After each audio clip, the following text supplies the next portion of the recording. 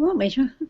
Hello everyone, and it just got Wendy checking her hair. Got to look right, haven't I? Oh, it looks perfect, Wendy. It looks perfect. But we thought we'd just go live. I'm afraid we're a bit depleted from illness and technological problems and all this sort of stuff. And you'll notice I'm at home today because I'm babysitting this evening as my wife's going out for dinner. So hopefully the broadband connection is good enough for everybody. But we thought we'd just have a little, sort of our monthly hangout. Beecroft Hangout. We're having sort of a Q&A session today. So we've actually had 2 or 3 questions sort of already coming in, which is nice. But if you've actually got any questions about obviously beekeeping, the beekeeping season and things like that, just on the Beecroft page, there's a little thing saying ask a question, and just pop your question on there and we'd be more than happy to sort of bring it into us sort of stuff. But I thought we'd just start off by sort of revisiting where we all are. Is everyone looking forward to the season? Of course. Yeah. Of course. Are your bees flying? Oh yes. I think the weather's slowly improving, so yeah, I spotted a few out flying. So it's I think the season's kicking off now.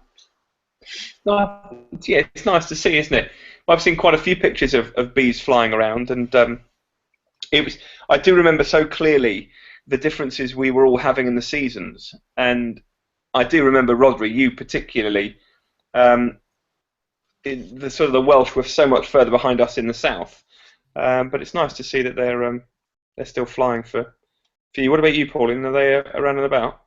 Yeah, there's bees flying from every hive, although we know already that we've got 1 or 2 that are broodless. So whether that's because the queens weren't mated properly or what, there's maybe queens in there. It's too early to go in and have a look, but I think we've got, out of 35, we've got about 3 that haven't got brood at the moment, so that's worrying. How have you worked that out? Is that from the way to the hive? No, because my husband's been in and had a look very quickly. I see. Because if it's warm enough, you can actually just quickly check that you've got brood. We haven't gone all the way through, so I suppose there's a vague possibility that the brood nest is off to one side or something, but you can usually tell where the bees are and have a quick look, and we're pretty convinced there's 3 without brood. Have you? I saw a picture the other day on Facebook of somebody who's using thermal imagery. Have any of you guys seen that? I think I've seen something like that on an American website where they bought this, or it was a DIY thermal imaging camera shining at the hive, and you could see where the cluster was within the brood chamber. It's quite interesting. It looks good idea if it works. I'm going to try and, while we're on, I'm going to try and find it. Because I was quite fascinated by it. And on this one, you could actually see, you could see the cat walking by as well. Because it was like a live film. It was a proper screen, and you could see perfectly, obviously, the cluster of bees, and it was incredible. Oh, here we are. Yeah, I've got it right here. And I won't be on a problem with copyright because it's not through YouTube, so that's okay. So can you tell me when you see my screen? Yes. Yeah. So do you see this here? Let me go in a little bit, and Oh yes, I see can the you see cat. it playing? Yeah. Yeah, see the cat over in this area here. I'm guessing the white shows areas of high heat, I suppose, so that's where the cluster is, I guess. But, well, I wasn't so sure actually, I must say, because you've got this and you've got the purple bit on the top, but obviously that's under the roof, isn't it? But yes, but I mean, if you look at the cat, the exterior of the cat is red, but the interior, which would be warmer, is white. So I would think it must be white. The white is the cluster. Would have been my thought. and you can see little white specks flying around, so I'm guessing. Oh, yeah. Oh, yeah. Yeah. Oh, well spotted, Rodri. Anyway, there we are. Sort of a random thought, as I remembered it from the other day and thinking, God, that's clever, isn't it? Because one of the things I've got to write over the next sort of coming sort of couple of months is I'm writing an article on beekeeping technology. So things like the thermal imagery is fascinating. Obviously the weighing scales for hives, which is a little bit sort of blasé now. But then there's the things like are you familiar with the Internet of Things, where everything is all connected to phones and you've got sensors everywhere? Have you seen all of that sort of stuff? Mm. So you can put little temperature sensors within your hive, and you can just keep monitoring on your phones. And Yeah. Flow Hive, obviously, that was one of the things. It was all about sort of innovations within beekeeping, which I was quite fascinated by. I've seen a new one that's kicking off with these little RFID chips, you know, the ones they put into pets, and you can use that to store information. So you can use your smartphone to scan your hive. You sort of inject it into the wood almost. It looks quite interesting. What's that? Is that to stop bee hive thefts? Yeah, or that's it. So if a hive is stolen, the police could scan it almost, and it would give a unique ID then. So you could trace it back to the beekeeper. I'm guessing it works, but be I'm just interesting. trying to imagine all the police people and the police officers trying to go up to the hives and scan them. I'm just wondering how keen they would be on doing it. But I hadn't heard of that one. That's a fascinating one. Yeah. There you are, Rodri. Watch out, or you'll be writing part of James's article. I've been meaning to experiment with it, just haven't got around to it yet. So, well, if you've got any links, do send me them. I'd be fascinated to hear about all that sort of stuff, because what I'm trying to look at is, obviously, beekeeping really, per se, has not changed very much. But there's a lot of these technological advances which are coming in and are said to be influencing how we keep bees. And I can see the sense in some things like these connected devices, as long as they don't obviously interrupt with the bees, but they will give better feedback to beekeepers. The thermal imaging thing for me was fascinating. The Flow Hive, we're starting to see a lot of people getting their hives now and starting to sort of build them. I can see there's some hilarious photos of people not having a clue how these things fit together. And actually, if any of you are watching, please, if you've got any sort of pictures or experiences, or anybody that are using a Flow Hive, I'd love to hear their perspective, good, bad, or otherwise. I always have quite an open mind to this sort of thing. So it's quite. I'm quite enjoying writing it. To me, it's very rare I get sort of the opportunity to write, and when I do, I hope it's quite an interesting topic. But anyway, I'll stop babbling on. So, Pauline, you reckon about 10% of your hives have got a bit of an issue with no brood? Yeah, I mean, it is fairly early days, but we like to see it this time of year. We like to have a quick look, and just if we spot brood, we're happy. And I'd say there's a few where we haven't seen brood yet, and there should be by now. There really should be. I think we have had several years of queens not mating terribly well, and I do wonder if that's got something to do with it. Yeah, I've had 2 years of that. This year I actually hadn't had any coming through, but I had 2 years of queens failing every time, and it was really demoralising in the end. But what about you, Wendy? How are your hives going? Most of them are okay. We've had one drone-laying queen, because it's similar to Pauline. We'd like to go in and just raise a frame to see if we can find sealed brood. And if we can, then obviously we're happy, put it straight back in, close the hive up and leave them to it. Also keeping an eye on the stores that are in there. But we've definitely had one drone-laying queen. So we actually found her, and she was extremely lethargic, so we culled her, and newspaper combined them with a stronger hive. But this time of year? Yeah, it's very early to do it, but we actually felt, what's the point in a hive actually diminishing in numbers, in the number of bees, and then you've got a problem. You've still got the problem later on. And we've done the same actually with 2 that didn't have any brood, no egg, so we went completely through them, and they had no eggs, no larvae, no nothing, but polished cells. And we opted to do the same thing with the bees, newspaper, combine them with another hive. So yes, it is early, and I was a bit wary about doing it so early, but it's watch this space and see what happens. It just means, some of the hives, in fact, we went into a nuke today which is so full we've had to put another nuke on top, with some drawn comb and foundation and feed for them to draw it out, because it was just bursting with bees. So were you know, they strong going into them? yes, I mean the ones with that have that didn't have any brood larvae or eggs in, at least one of them I had a question mark against them. I think both of them, in fact, I had a question mark against them last year as they were going into winter. I wasn't sure that we weren't sure that they had a queen then, but I don't know. I mean, whether they did have a queen and she's laid up to a certain extent and then failed or what, I don't know. But we did have a lot of problem last year with failing queens, and so I do think that's a huge amount of the problem. Yeah, absolutely.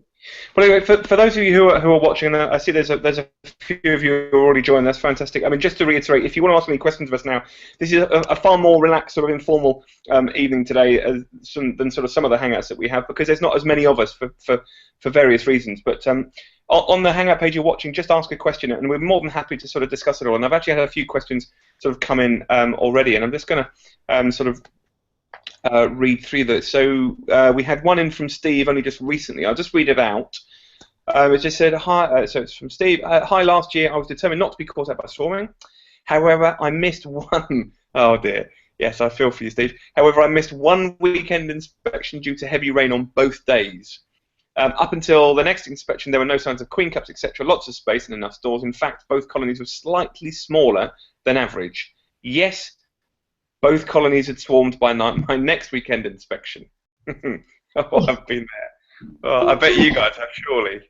You can pretty much guarantee it. The opportunity when you were meaning to go out and inspect, next time you go back, they've swarmed. Yeah. Do you remember? Was it last year? No, the year before last, when we had a terrible May and it just poured, and then literally there was this one. It was like the weekend of madness, and everything just went. But hang on, he's saying here. So, what are the early warning signs to look out for? And is it worth doing a demery? Was this normal for last year, or have I got swarmy bees? Thanks from Steve, from Cultists to Beekeepers. Thanks for a great Hangout resource. God, that's nice. Thanks, Steve. God, that's good, isn't it? So what do you reckon? What are the early warning signs, Pauline? What do you look out for? Well, they're going to swarm. I think we just assume that every colony is going to swarm in May unless they've already swarmed in April, basically. So obviously you're looking out for queen cells or cups, and whether they've actually started putting a bit of food or an egg in the cup, I don't worry too much about a dry cup. But these days we actually tend to vertically split our hives before they even start raising queen cells, because we lose swarms otherwise. So we tend to actually. You're anticipating it happening anyway. And you react even before you're getting these indicators is what you do. Yeah, we take the queen out and put her in another brood box on top of the hive with a false floor between them, which has a bit of gauze between it, and then the rest of the colony raises queen cells below, which we then use to either requeen or make nukes out of, and then we put the queen back, and because she's had mesh between her and the rest of the colony, she just goes straight back in. She's been known to swarm anyway after you've done all that. Well, I think that's it, isn't it? That from Steve's perspective, I don't think that is a different year. I think it's pretty ordinary, and we've all been there, so I don't think there's anything to sort of be worried about. And obviously, you know, the due diligence in the sense of checking every 7 days is obviously paramount. What about you, Rodri? What do you look for normally at this time of year? Because I think it's a very different thing, isn't it, in this time of year to the end of the year. But what would you look at now? Pretty similar to Pauline, to be honest. I tend to go for prevention. So I would wait until the colony starts to build. When it starts to build in strength, take a preventative approach, and build a nucleus from the colony. So then you try and prevent swarming rather than wait until it's upon you, sort of thing. But it sounds like pretty much Steve's done it's a very good word, isn't it? It's a very good word, anticipation. And I think you said there the word strong colony. I think that's, I was sort of going to suggest that, which is if you're noticing your bees are rapidly building up. Yeah. Am I right in saying, and I could be wrong here, I probably am, that when you've got sort of 9 complete frames of bees, that's when you think you've got to do something because they're going to fill up pretty quickly. Am I right on 9 or is it 10? No, before then. Before then. Yeah. What would you do? What, 8, 7? I look at I think about Wendy. I look at the you're looking at the ratio of bees to brood and the ratio of cat brood to eggs. And because you may think you have got a fairly normal size or small size colony, but if they've got a huge amount of larvae and uncapped brood, then that's going to be a very big colony very quickly. See what I mean? It can grow very quickly. It depends on the strain of bee, I suppose. If you know you've got a bee with a swarmy tendency, then you're going to be more aware of that situation. So it's down to experience as well. I know that's not very helpful for Steve, but and knowing your bees, because some will do whatever. But the good point there, and I think the big feedback is obviously anticipate and try and sort of do something before it happens, and that will generally be at this time of year the colony size and the strength. Okay, all right, that's good. In fact, Wendy, what do you normally do? What are your sort of early warning signs, if you have any, or do you act beforehand? Yeah, what we do, we would act beforehand as well, and what we, as part of our varroa control, we give a brood break, and we would go into the hive, find the queen, and put her to one side for the moment, making sure that we leave eggs in the hive to retain the queen, keep her in there. But we would take out the brood and put it into another brood box and stack it in the corner of the apiary, and possibly put 2 or 3 different hives together, all the brood, so that all of the hives have a brood break at the same time.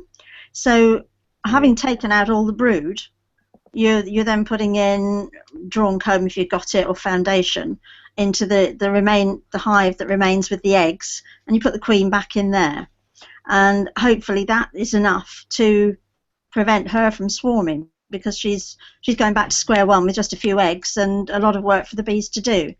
And you're hoping that having taken the brood away, sealed brood, that is where most of the varroa are as well.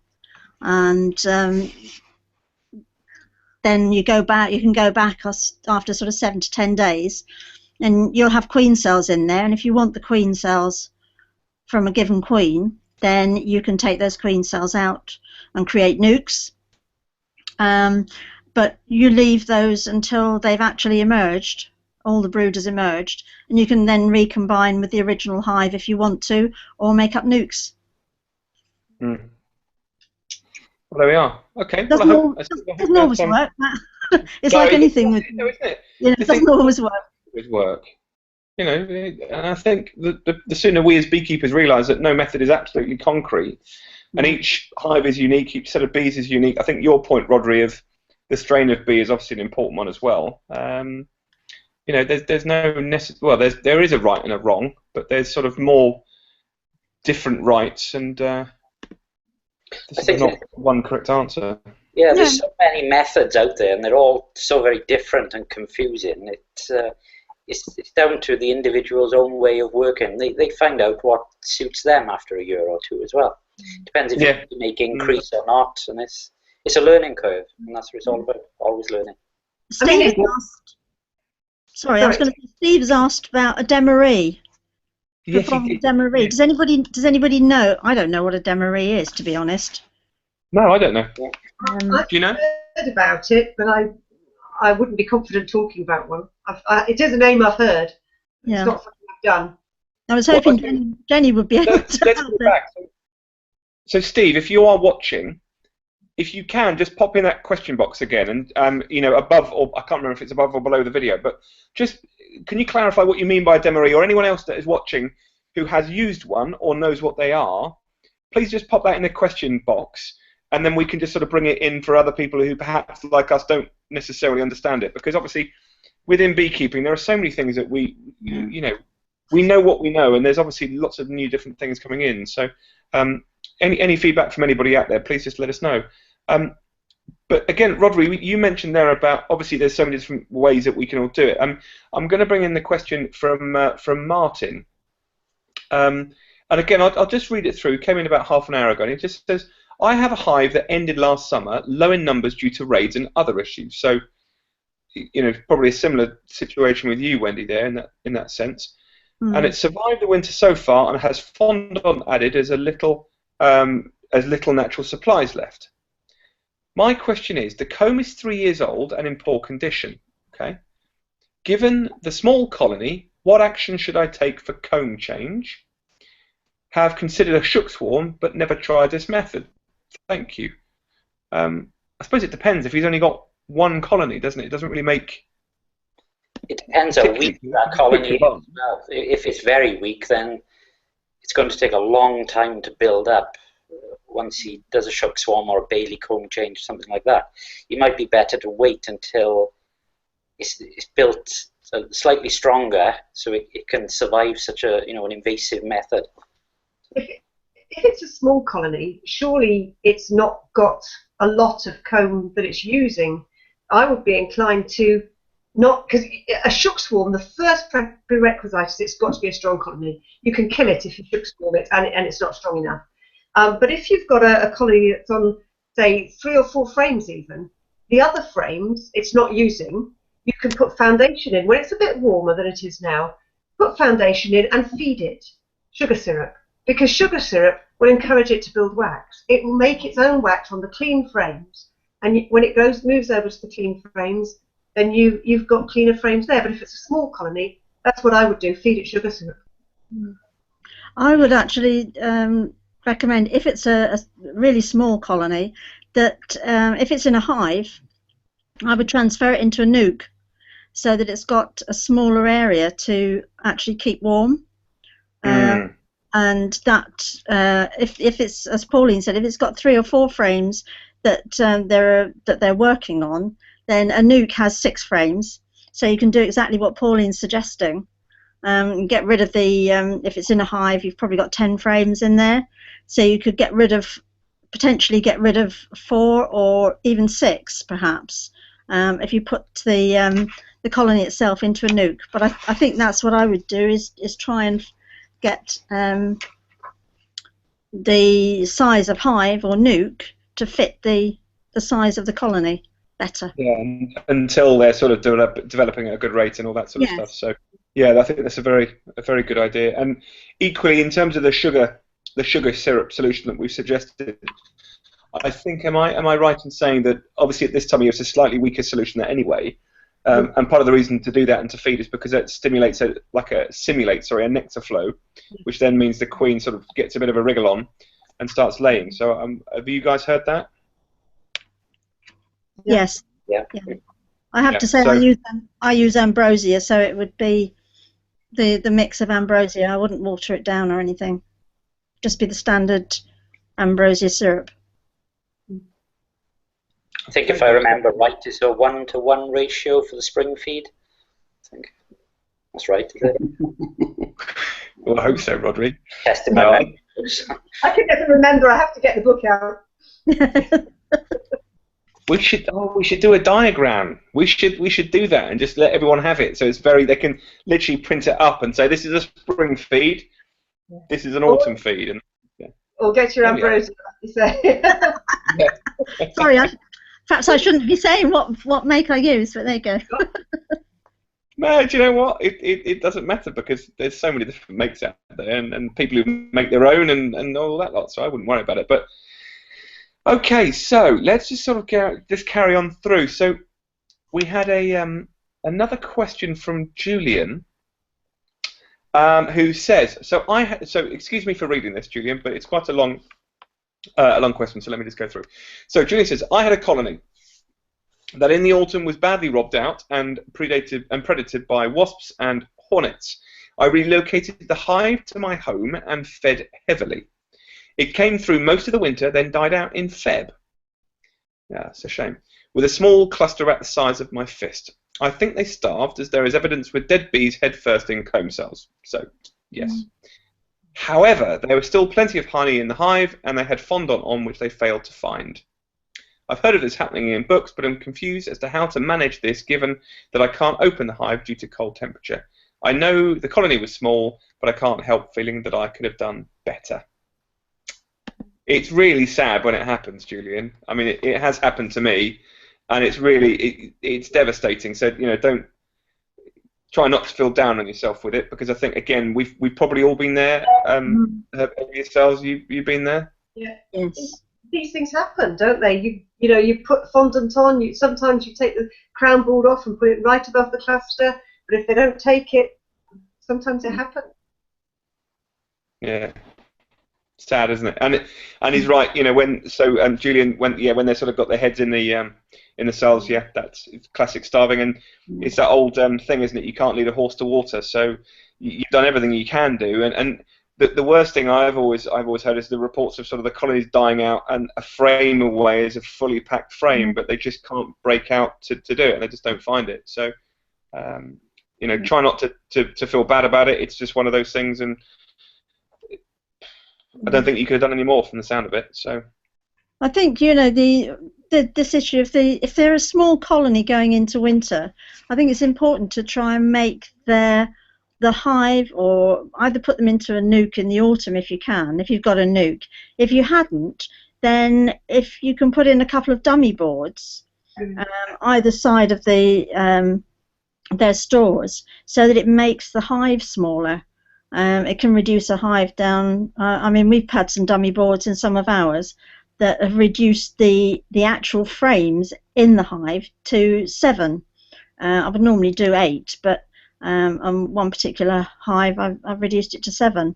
So you can make a hive smaller by actually putting in dummy boards so that either side of the cluster. I think we mentioned in previous Hangouts as well, the polystyrene nucleuses you can get are very good for overwintering smaller colonies as well. So that might be something to store away and remember. I mean, I'm all polystyrene, so I use the polynukes, and the ones that I have, although they're 6 frames, I've got a divider I can put down the middle. So if they're really tiny, you have an entrance or a closer at each end of the hive. You can put the dividing board in the middle, and you can actually have 2 3-frame nukes. I mean, that's very useful in the summer. I don't know that it, if they're only on 3 frames going into winter, that's pretty. You're really hoping there. But the poly nukes really are very good. You've always been a big advocate of them, haven't you, Wendy? So when you just a little point, your lower third you got in, it might be worth just removing it, because it's brilliant. It's like we can't see your mouth moving, and I think it's coming from you, because I don't think it's Rodney's voice. Okay, I'll turn that off, shall I? There we go. Yeah, we'll turn it off. There you go. But so I mean, obviously the polystyrene sort of situation is always a big discussion. We've had it several times on here, and several questions coming in about do we use poly or do we use sort of wood and red cedar? So it's not a new discussion we've had. But I just want to bring back in. Steve has very kindly written back. So Steve, thank you for that. And he just says, so thanks for your answers. He said, a demery. When using the demery method, the beekeeper separates the queen from most of the brood by manipulating the frames and using a queen excluder.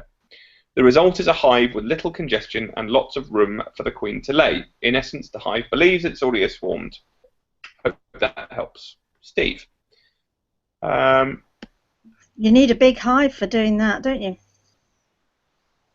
You need a lot of bees, because if you're using a queen excluder, then presumably you're putting one box on top of another. Sounds a bit similar to what we do, except that we actually put them in a completely separate box with a converted crown board with gauze mesh on the bottom. So the queen's completely separate from the rest of the bees. Well, she's got a few bees with her, of course, and a bit of brood. But and sometimes we just take the queen out and put her in a nuke box on top of the hive. you know, take the queen out, and if she does swarm, she only takes a few bees with her, not the rest of the hive. Well, I'll tell you what we'll do. Steve, I'll put a link, because we did a specific Hangout last year, I think, in May, on particularly swarming. And Claire, who sadly couldn't make it today because she's on her way back from a meeting, I know she's described this sort of method of where the queen goes and what you do, and tricking them into thinking they're swarming and all that sort of stuff. Though I don't think we mentioned the Demaree method in particular. I know there'll be the concept of that sort of thing. So I'll try and share that with you privately on email. Okay, so look, I mean, I think really there's not one of the things that we wanted to look at for this hangout was talking about mentoring and beekeeping mentoring into the new season, because there's a lot of sort of new beekeepers starting and older beekeepers becoming mentors for new ones, and I think what we're going to do is we're now going to make that into next month, because there's an article in this month's Beecraft on mentoring, so we'll make that into next month. But I just wanted to ask sort of you three whether or not you had a mentor at your association and how you found it. Was it good for you? It was probably many years ago, and I'm probably one of the earlier ones. When we started, we were in Cambridgeshire, and they didn't have a mentoring scheme then. They had developed one very soon afterwards, and in fact we became mentors. But what we did, there were about 3 people that we sort of latched onto, and we shared our questions out amongst them. But I remember forever ringing one or other of these 3 people, and I still meet them at the show. So we've moved to Wales now, of course, so I go back to Trade X or Harper Adams or wherever, but still meet up with my old mentors. They don't know they were my mentors, but I can remember asking them all sorts of questions all the time. They were stealth mentors, but they didn't even know it. Yeah, but we've mentored a lot of people since, and it's nice to be able to help. It is. Rodri, have you been a mentor, or were you mentored? I was. Are you still? Yeah, I was really lucky, to be honest. There's a beekeeper in our village who lives just up the road, and I sort of latched onto him. He'd been keeping bees about 35 years, and he just said, "Get in the car, you're coming with me." He gave me a suit, and I was stuck every weekend then following him about learning everything. So talk about throw you in the deep end, but it's the best way to learn, I think. And, following that, then I sort of did it in reverse. After he mentored me, I undertook a beginner's beekeeping course, and then that's when I sort of kicked off mainly. Then, so yeah. Yeah, it's amazing, isn't it? I had 2 mentors who were absolutely invaluable, because in the way that we do it in our local association, generally, the mentors are sort of only a couple of years further on than you, if not only a year, and they've probably all done their basic and all of that. And I just found it encouraging that though they were maybe a year, in my case, one of them was a year, and I think another one was 2 years ahead. It was so normal for them because they were still learning, but they knew far more than I did. But they knew enough that it was encouraging for me because I could ask most of the sort of the silly basic questions. Mm-hmm. But at the same time, for me, it was quite encouraging because they didn't necessarily know everything, and it was sort of like a journey that we took together in some of the more complicated things. And it was just nice to go to the association, muck around with some hives, and then go to the pub afterwards and just sit and chat about it, because they had all the enthusiasm from being sort of relatively fresh themselves and still learning. So I really got so much out of our mentoring side. What about you, Wendy? Are you a mentor now? Or are you? No. Steve and I are pretty much solitary beekeepers, actually. We went on a local course, which I won't go into. There was a bit of mentoring, but an awful lot we've picked up. I mean, Steve used to keep bees pre-Varroa. So he had some knowledge anyway, and we really went to the association because I needed to know, I needed to learn from other people, and not always best learning from your partner, is it? And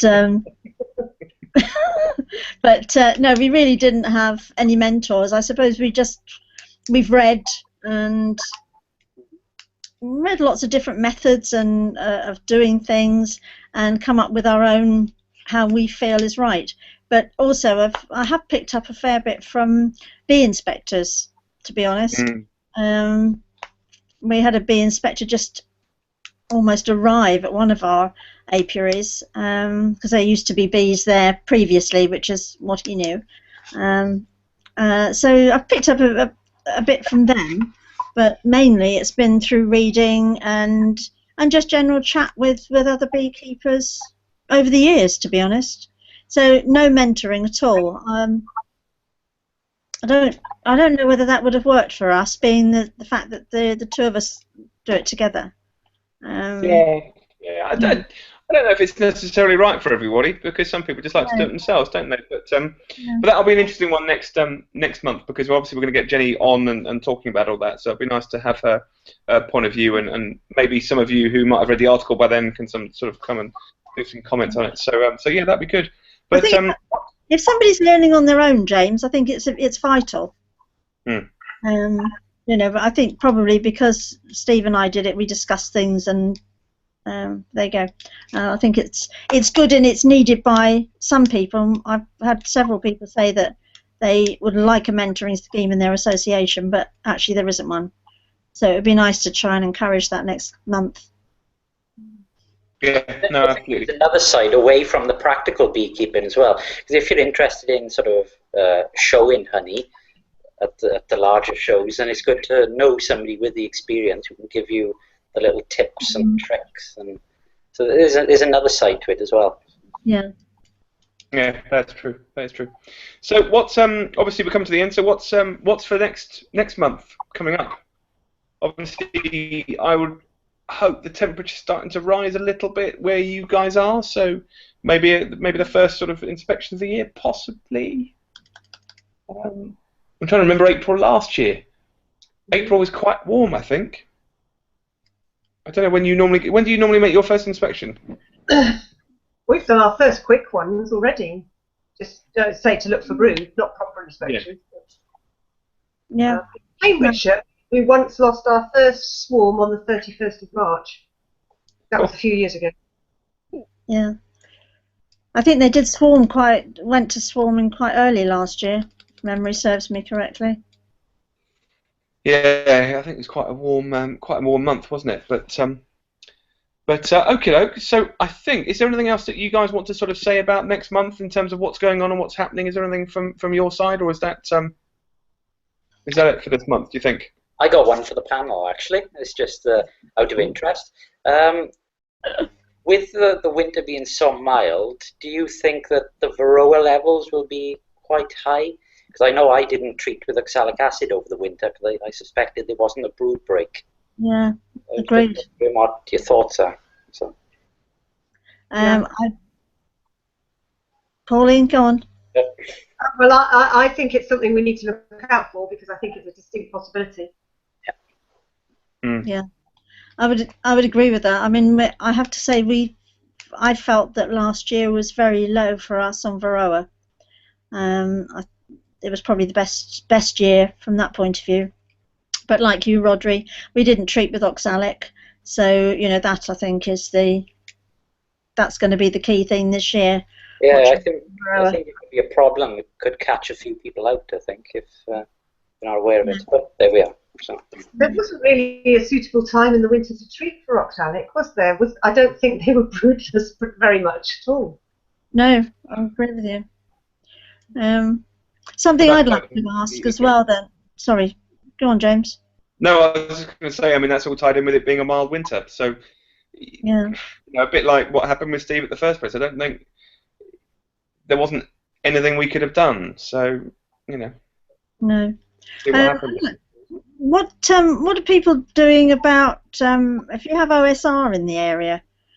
We've decided, I think, this year that we're going to try and avoid OSR like the plague. So oilseed rape for people perhaps who don't know that. Because we've had a lot of frames that have been ruined by OSR. We didn't think we were within range of any, so we didn't expect to find any in the in the hives. And having gone to extract some, we found that of course, there's been a fair bit of OSR, which of course has been capped over. So it's actually ruined the frames. Yeah, Wild oilseed rape that's just spreading on the verges now. It spreads like wildfire, doesn't it? So it's a great crop of honey, mind. I know I usually move about between 4 to 8 hives, about 20 miles south, to grow it around Cardiff Airport. But I think with the mild winter and the weather being so unpredictable, we don't know when it's going to flower, really. So it's a bit of an unknown. You move it to the oilseed rape there? Yeah, they don't grow much around by us at all, but around Cardiff Airport there's a massive sort of gathering of it. They plant about 1,000 acres. So I tend to move a few hives down there. So. Yeah. It can be a very good. So I swear by it. I think it's fantastic honey. A lot of people say it's really bland, but it's great if you do a lot of showing. You can produce really nice soft sets and blends of honey then. So. Seed honey. Yeah, I've never been successful with making that lovely blend. Or in fact, I think I did with one jar. But apart from that, it all seems to crystallise. It also blends very nicely with heather honey, and heather honey. A lot of people absolutely love it, but for some people, it's a little bit strong. And we get a lot of bell heather honey near us, which is not the same as ling heather honey, and actually a bit of oilseed rape honey blends nicely with that and makes a very nice creamed honey. Okay, bell you can extract, can't you? You can extract bell honey, but ling has to be pressed. Is that right? Yeah, right. Yeah. But we don't get any oilseed rape where we are now. But we had a lot in Cambridgeshire, and you can't put the super frames back in because, of course, the slightest amount of oilseed rape in there will set any honey that goes on top. But I got very, very good at extracting set honey out of combs, mushing it down into a porridge and squashing it out. But we're still using seeds today that are sort of 4th or 5th generation on from our oilseed rape. So every time we clean some honey, we make another seed out of it, and it's getting darker and darker. But it's based on the oilseed rape originally. Right. Mm. Okay. I love cream honey. Oh, yeah. I really do. I think it's my favourite. It's got a lovely texture to it. If you've got a nice seed where it's very, very fine, it's a very nice, smooth texture. I can't do heather. I really struggle. The granular nature of heather, I just struggle with it. It's absolutely gorgeous honey. It's my favourite, I think. Yeah, it grows on you. It really does. You're not used to it, but it's lovely. Yeah, we had a hardcore honey lover. Yeah. We had some really strong heather honey that we bought actually from Exmoor, and that was so strong. It was like black treacle and awful stuff, absolutely awful. But we've had some of our own from Dartmoor, and that is absolutely delicious. So, what can I say? I really like the smell of it. Walk up in this. You get that really sort of strong smell coming from the smells of the mountain. Absolutely gorgeous. The hives smell of it, don't they? Yes, that's lovely actually, I have to say. Yeah. It's funny, isn't it, how different honey can be. I mean, genuinely, area, land, the whole thing. It's what I think it's probably what I like the most about the shows is just all the different honeys on show, and they look fantastic, and the colours and the textures and the bottles, and well, jars, I should say. You're thinking of the mead. What a lovely hobby. What's that? You're thinking of the mead, James, in bottles. Yeah, probably. All right. Well, look, I'm going to say thank you everyone for joining me. We're going to sort of finish it there, I think, and we'll see anybody who's watching. Thanks for joining us, and thanks for putting those questions in. I hope it sort of helped a little bit, and obviously Beecraft, we're here for these sorts of reasons, for the Beecraft Hangouts, and we hope it supports you in your beekeeping and the magazine that we produce on a monthly basis, and it's exciting times. The season is nearly upon us again. And and those lovely moments of being outside with the bees. So we hope you enjoy these last lingering minutes of what is it? Late winter? Are we in late? No, we're early spring. Are we now? Hang on. Spring. Early spring. So thank you everybody. Thank you for joining me, and see you all soon.